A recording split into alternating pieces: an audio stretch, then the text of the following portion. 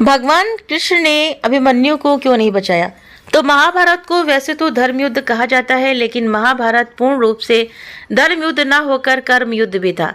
यही कारण है कि महाभारत को लेकर अभी भी काफी रहस्य हैं।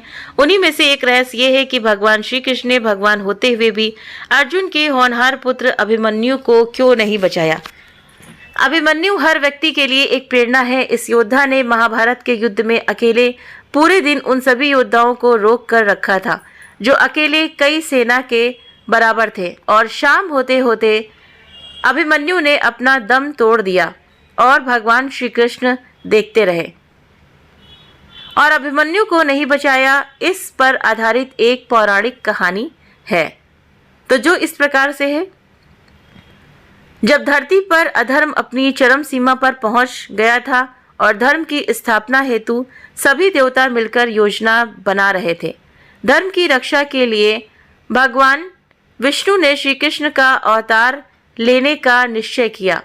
तब ब्रह्मा जी ने अन्य देवताओं को ये आदेश दिया कि वे भी धरती पर धर्म की स्थापना हेतु भगवान श्री कृष्ण की सहायता करेंगे, और इसके लिए सभी देवताओं को या तो अपने अंश अवतरित करने होंगे या उनके पुत्रों को धरती पर जन्म लेना होगा। सभी देवता गण अपना अंश या अपने पुत्रों को धरती पर अवतरित करने के लिए सहमत हो गए, परंतु जब चंद्रदेव को पता चलता है कि उनके पुत्र वर्चा को भी धरती पर जन्म लेने का आदेश मिला है, तो चंद्रदेव मन ही मन दुखी हो गए और इस आदेश का विरोध करने लगे।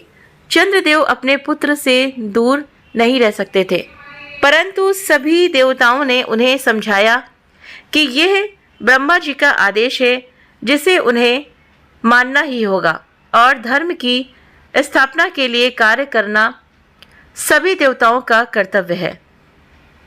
सभी देवताओं की बात सुनकर चंद्रदेव अपने पुत्र वर्चा के अवतरण के लिए सहमत हो गए, पर उन्होंने एक शर्त रखी, और शर्त ये थी कि उनका पुत्र धरती पर अधिक समय के लिए नहीं रहेगा और वो सबसे अधिक शक्तिशाली होगा, और पूरे दिन युद्ध करने के पश्चात उसे साया काल में ही अपने शरीर को त्याग कर मेरे पास स्वर्ग लौट आना होगा।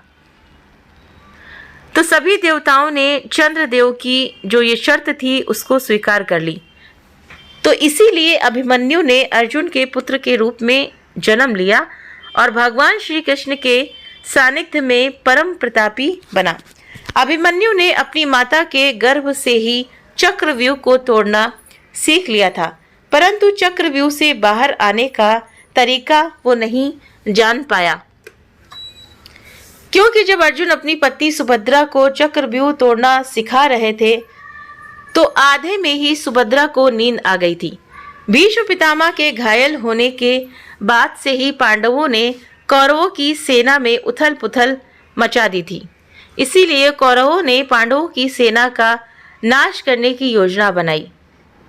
योजना के अनुसार उन्होंने अर्जुन और उनके सारथी बने भगवान श्री कृष्ण को युद्ध भूमि से दूर कर दिया था और चक्रव्यूह की रचना की, जो केवल अर्जुन ही उस चक्रव्यूह को तोड़ना जानता था। लेकिन ऐसे समय में अभिमन्यु ने आगे आकर पांडवों की सेना का सर्वनाश होने से बचा लिया। अभिमन्यु चक्रव्यूह के भीतर अकेला ही प्रवेश कर गया, उसके साथ कोई और योद्धा उसमें प्रवेश नहीं कर पाया। दूसरे योद्धाओं को चक्रव्यूह के द्वार पर ही जयद्रथ ने भगवान शिव के वरदान की शक्ति से रोक लिया। अभिमन्यु अकेला ही बड़े बड़े योद्धाओं से लड़ा।